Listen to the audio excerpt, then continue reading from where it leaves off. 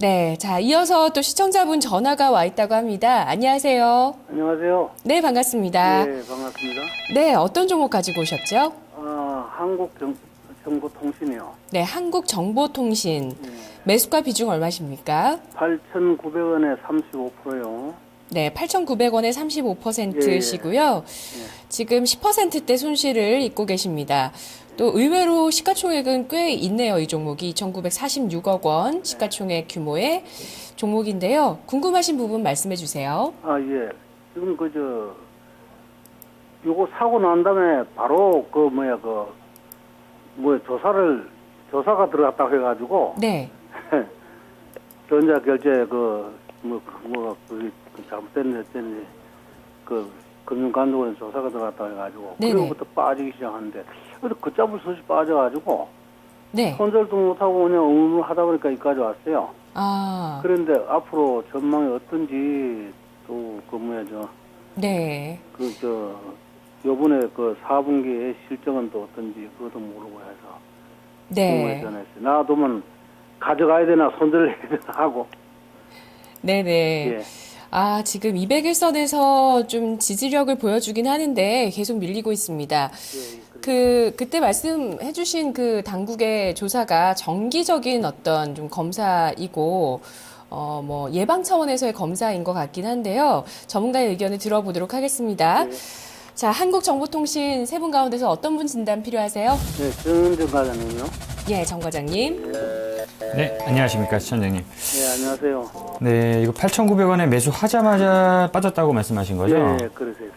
그리고 비중이 한 35% 정도면 한 3분의 1 정도를 매수하신 것 같으세요. 근데 좀 주가는 상당히 좀 어려운 흐름이고, 지금까지는 어쨌든 저 앵커님께서 말씀하신 대로 120선을 좀 지켜주는 모습이 나오고 있어요.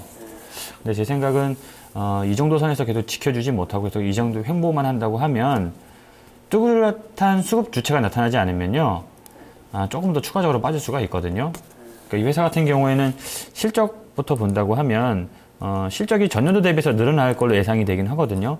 전년도 영업이익이 한 240억이 좀 안 됐는데, 올해까지만 해도 한 200억 좀, 3분기까지만 해도 200억이 좀 넘게 영업이익이 나온 거 보면, 4분기 정도에서도 어느 정도 나온다고 하면 전년도보다는 좋은 실적이 나올 걸로 예상이 되거든요. 근데 문제는 실적이 뒷받침되더라도 주가가 이미 한번 올랐다가 최근에 다시 빠지고 있는 추세잖아요. 그러니까 지금 뭐 시청자님께서도 좀 빠졌다고 생각하셨을 때 낙폭이 심하다 해서 조금 들어가신 것 같은데, 그 이후로는 계속 흘러내리고 있는 이 차트 모양이 나오고 있잖아요. 그래서 이 종목 같은 경우에는, 이 수급이 특히 이제 기관 쪽에서 매수가 들어오지 않으면, 당분간은 좀 계속 횡보하거나 아니면 아래쪽으로 더 떨어질 수가 있습니다. 그래서, 제 생각은 좀 빨리 손절을 하시면 될 것 같은데, 매수 가격이 8,950원이잖아요. 8,900원에 매수하셨잖아요. 제 생각엔 8,900원까지 가기에는 조금 요원해 보여서, 한 목표가를 8,000원 정도로 잡으신 다음에, 8,000원 올라가면, 제 생각엔 한 10% 정도 손절 되시는 것 같은데, 손절을 먼저 한번 하시고, 빠져나오시는 게 맞을 것 같고요. 제 생각은 다행히 120선을 아직까지는 지켜주고 있는데, 만약에 121선도 지금 깨진다. 지금 딱 그 자리에 멈춰 있는데 깨진다고 하면 더 빨리 손절하시면 될 것 같습니다. 네, 시청자님. 네, 정리하시고 다른 쪽을 골라보시는 게 좋을 것 같아요. 예. 리스크 관리 잘 하시길 바랍니다. 네. 잘하겠습니다. 고맙습니다. 네, 고맙습니다. 네, 수고하세요. 이어서 인터넷 게시판에 2059님께서 문자 주신 로만손 보겠습니다. 매수가가 13,800원이고요. 대응 방법 좀 알려주세요 하셨습니다. 로만손 오늘 종가는 17,000원 마감됐습니다. 로만손은 저희 스몰캡 리포트에서 얼마 전에 다뤘던 종목인데요. 스몰캡 리포트 시간에 2011년도부터 지금까지 4차례 정도 분석이 나왔고 그 기간 동안 이렇게 동반해서 상승해서 참 뿌듯한 종목, 제가 분석한 건 아니지만 참 뿌듯한 종목입니다. 최승현 전문가님. 로만손이 마케팅이나 다각화를 잘하는 것 같아요. 시계를 좀 버리고 다른 쪽으로 해서 그쪽을 많이 키워놨던데요. 이분 수익 보셨는데 더 높은 수익 거두실 수 있을까요? 지금 시장이 상당히 좀 어렵죠. 시장이 좀 어려운 상황인데, 지금 로마손 같은 경우에 사실은 이 종목이 여타의 중국 소비 관련주들에 비해서 훨씬 더 성장률이 좋거나 또는 실적이 뛰어나기 때문에 잘 네. 지켰던 건 아니에요. 아, 그래요? 이건 어떻게 이렇게 수급적인 잘 여건에서 갔죠? 상당히 유리했다라고 보는데요. 네. 이 동사 같은 경우에 연기금이 계속적으로 매수했습니다.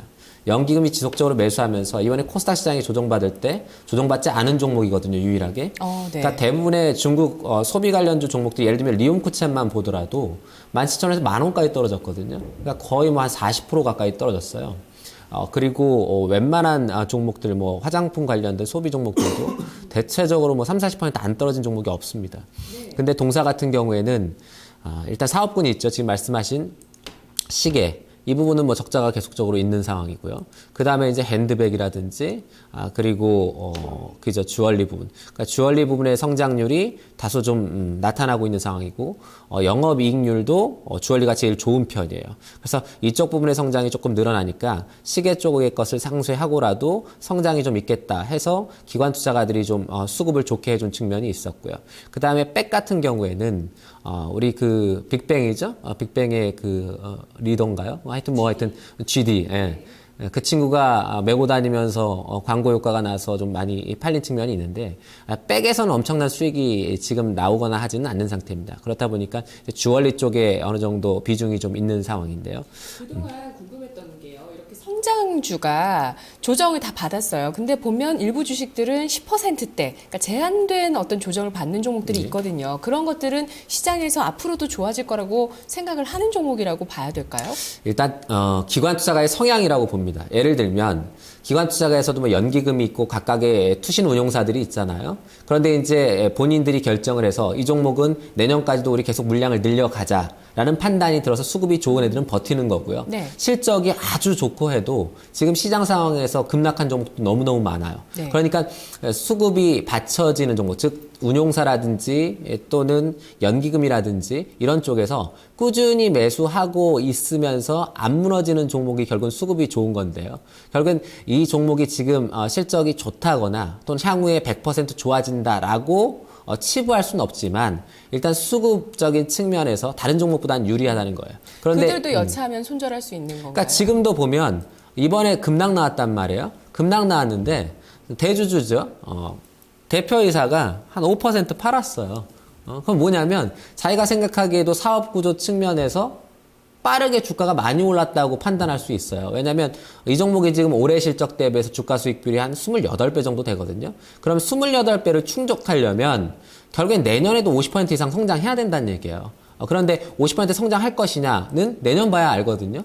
그렇다 보니까 단기적으로 지금 아직 무너진 상태는 아닌데 네. 만약에 16,500원까지 이탈해버리면 이 종목도 고가 대비 30-40% 쉽게 밀릴 수 있습니다. 왜냐하면 다른 종목들도 다 그랬거든요. 처음엔 성장률 좋고 야 버티겠지 했는데 대부분 못 버티고 다 무너졌어요. 그런데 이 종목도 16,500원 못 버티면 고가 대비 30-40% 빠지는 것은 시간 문제다 이렇게 봅니다. 그래서 위험 관리 반드시 하셔야 되고요. 16,500원을 기점으로 해서 버티고 올라오면 보유할 수 있지만 그렇지 않고 미끄러져 내리면은 훨씬 더 크게 빠질 수 있다 이렇게 얘기 드릴게요. 버틴다고 보면 목표 주가 얼마까지죠? 버틴다고 보면 지금 내년에 50% 성장을 전제로 하면 그래도 2만 원 이상이 잘 안 나와요. 2만 원 이상이 안 나오는데 결국엔 수급적인 측면 때문에 버텼던 거거든요. 그래서 제가 보는 측면에서는 연기금이 꾸준히 샀기 때문에 수급적인 여건에서 뭔가 버티는 작업들은 잘 이루어질 수 있는데 그것이 무너진다고 치면 고가도 그렇게 높게 보진 않습니다. 오히려 이 종목보다 지금 다른 소비 관련된 중국 소비 관련된 종목들 훨씬 많이 빠진 종목들도 많기 때문에 별로 선호하진 않는다 이렇게 드릴게요. 네, 손절가는 16,700원. 16,500원. 500원. 네. 예, 알겠습니다. 로만손 오늘 주가가 9%대 빠졌는데요. 16,500원대 지지력 여부를 살펴보시기 바랍니다. 자, 시청자분 전화 만나볼게요. 안녕하세요. 안녕하세요. 네, 반갑습니다. 예, 수고하십니다. 네, 종목 말씀해 주세요. 예, LG전자요. LG전자요? 아니, 삼성전자요. 용 다른 기업인데요. 네, 삼성전자. 예. 네네, 매수가 비중 얼마십니까? 123만 원에 네. 비중은 한 15% 됩니다. 네, 개인 투자자분들이 요즘 같은 때도 별로 손 안 대실 것 같은 주식입니다. 네. 매수하셨는데요. 어떤 부분 저희가 도와드릴까요? 아니, 이것이 목표가가 얼마 정도나 올라갈지 네. 요즘에 그거 밤낮 좀 올랐다 내렸다 밤낮 그러거든요. 그래서 네네. 궁금했어요. 매수하신 지 얼마 안 되셨고요. 매수한 데는 한 달 정도? 한 달 정도. 네. 알겠습니다. 주식이 비싸다 보니까 황제주다 보니까요. 100만 원 넘어가는 주식이다 보니까 개인 투자자분들이 엄두를 잘 못 내시는 측면이 있는데 그러면 세 분 카운슬러 중에서 어떤 분 진단 필요하시죠? 정훈 전문가요. 오정훈 전문가님. 네, 팀장님 안녕하십니까? 예, 수고하십니다. 네, 요새 뭐 삼성전자 주가 움직임 보면은 굉장히 좀 답답하시죠? 외국인들이 뭐 워낙 팔아대가지고 기관들이 그러니까요. 예. 지금 삼성전자가 이제 뭐 자사주 매입도 이제 2조 2천억까지 하면서 지금 내년 2월 달까지 계속 자사주를 매입을 하게 되는데 어떤 뭐 주주 환원 정책이나 이런 자사주 매입 이런 부분에도 불구하고 지금 이제 외국인들의 그 순매도 1위입니다. 지금 삼성전자가. 그러다 보니까 지금 뭐 시장, 제일 중요한 부분은 시장이 지금 안 좋아서 지금 삼성전자를 셀코리아 개념으로 팔고 있는 건지 아니면 정말 삼성전자에 대한 전망을 안 좋게 보기 때문에 외국인들이 팔고 있는 건지 이런 부분들을 이제 좀 체크를 해봐야 될 것 같은데, 제 생각은 일단, 셀코리아 개념이 좀 크다. 그렇게 좀 보고 있습니다. 워낙 지금 삼성전자는 어차피 삼성전자 혼자만 갈 수가 없습니다. 어차피 주식 시장의 어떤 대외 경제 여건이나 우리 국내 경제 어떤 그런 것들을 대표하는 기업이다 보니까, 국내 증시에서 이탈을 하려면은 삼성전자나 뭐 현대차 같은 종목들을 먼저 팔면서 나가기 때문에 그런 부분들도 좀 감안을 해가지고 투자를 하셔야 되는데, 지금 일단 뭐 실적에 대한 견해들이 약간씩 엇갈리고 있죠. 4분기 실적이 4조 뭐 2천억, 3천억이다. 4조 중반이다. 아니다. 5조 넘는다. 각각의 어떤 증권사들의 어떤 리포트나 어떤 전망들도 많이 좀 엇갈리고 있는데, 일단은 제가 보기에는 뭐 3분기, 4분기 정도에서는 실적은 바닥은 좀 확인이 될 것 같고요.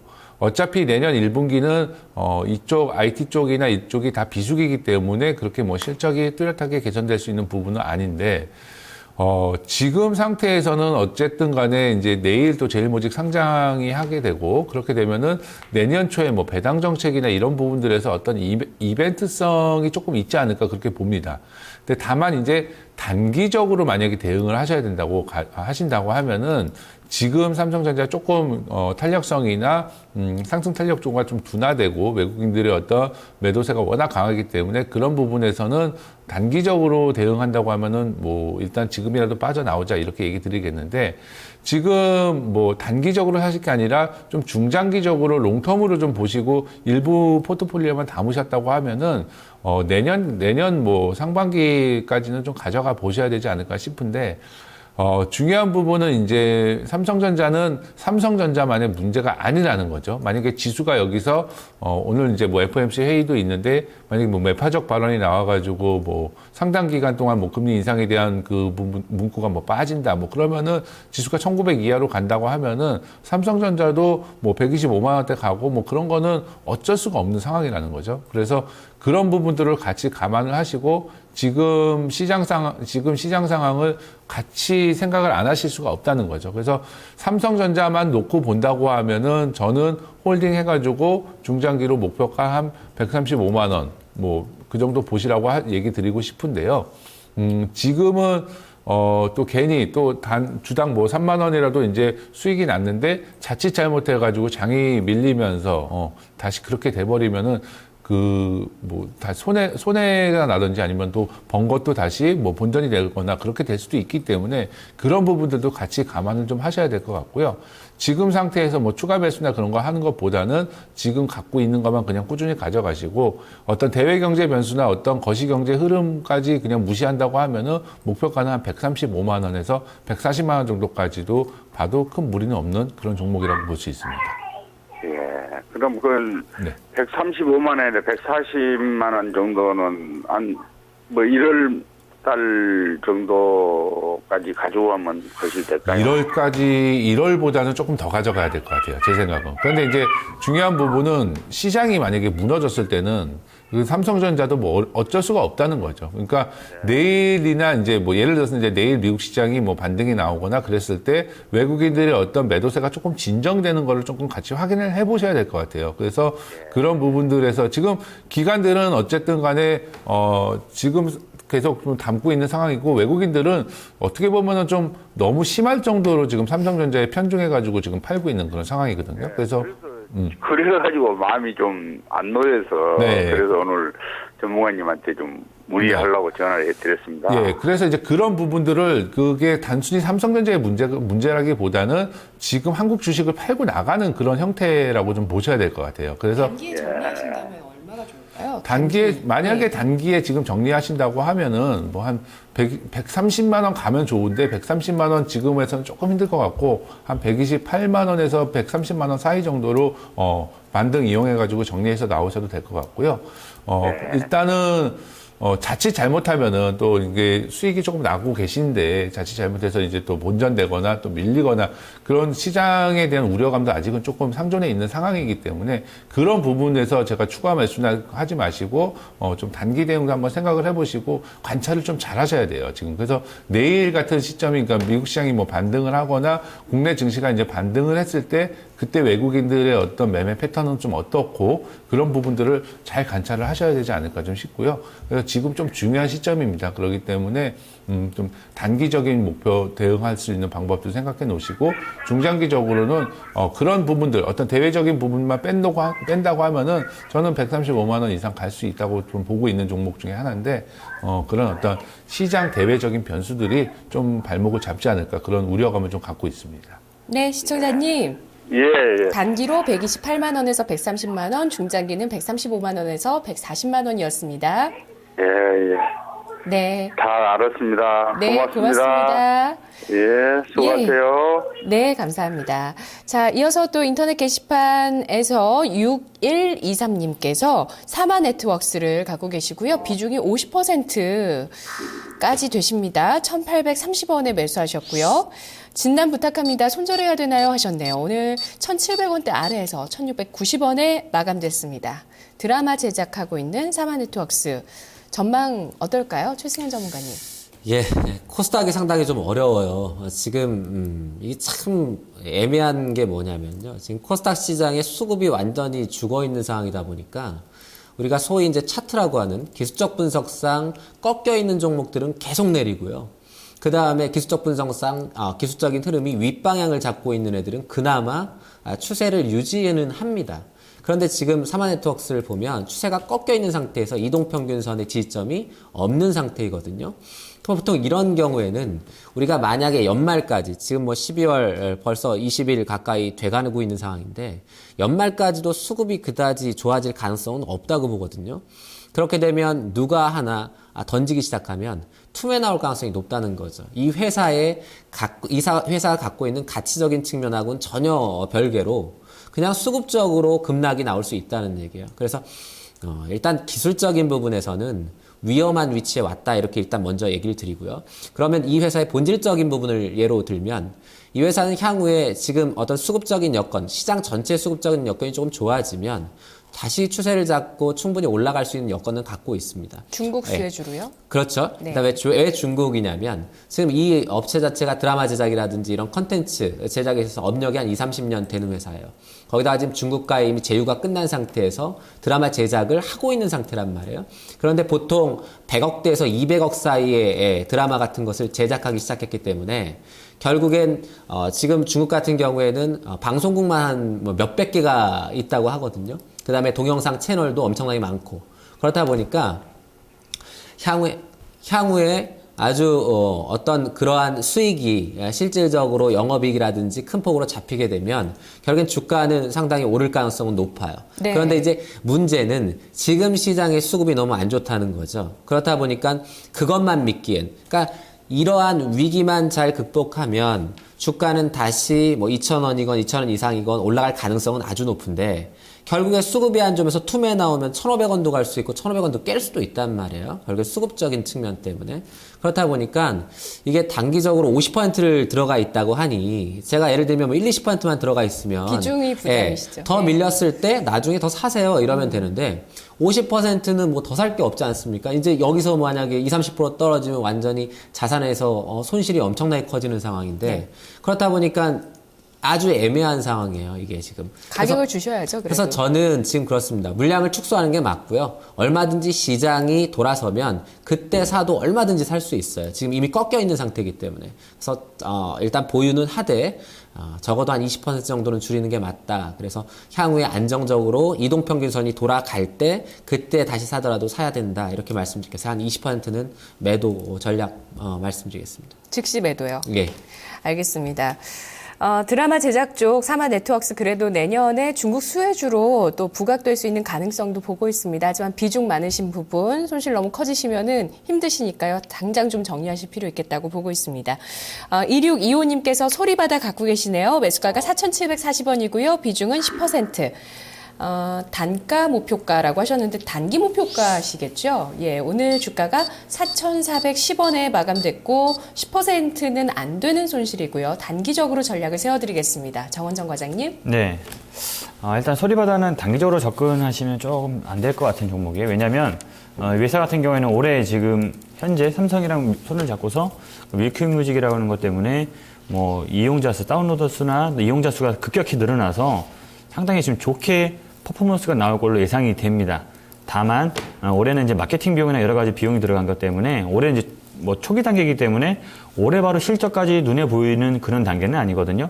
그렇게 따져서 본다고 하면 올해 이제 영업이익 같은 경우에는 뭐 여러 가지 아까 앞서도 말씀드린 그런 비용들 때문에 적자로 예상이 됩니다. 한 30억 정도 적자 예상이 되는데 이 적자가 내년도에는 이제 올해 마케팅 비용이 내년에 이제 눈에 보이는 실적으로 돌아설 건데 내년에는 한 120억 정도 지금 흑자가 나올 걸로 예상이 되거든요. 그래서 이 회사 같은 경우는 올해 4분기까지도 실적이 이렇게 썩 좋은 실적이 나올 것 같지는 않을 거기 때문에 주가가 급반등하거나 한번 이제 올라갔다 지금 빠져 있는데 급반등 다시 한번 나오는 모습은 좀 보이기 힘들거든요. 그렇게 된다고 하면 좀 중장기적으로 접근을 하셔서 들어가시면 괜찮은 종목 같은데 지금 원하시는 거는 시청자님께서는 단기적으로 좀 목표가를 원하시는 거잖아요. 그래서 일단은 먼저 손절가부터 잡아드린다고 하면 손절가는 4,100원 정도 깨진다고 하면 제 생각은 앞자리가 4에서 이제 3으로 바뀔 수도 있기 때문에 4,100원이 깨지면 일단 한번 손절을 하시면 될 것 같고 위쪽으로 지금 목표가를 본다고 하면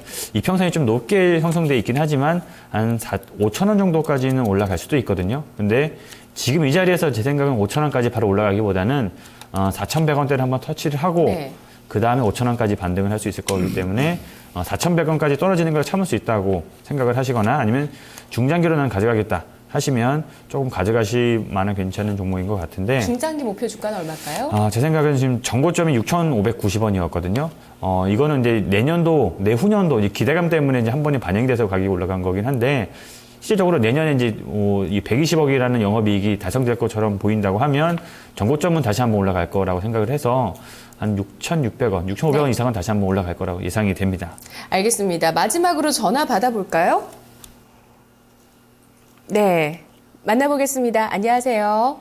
안녕하세요. 네, 시청자님. 네, 고맙습니다.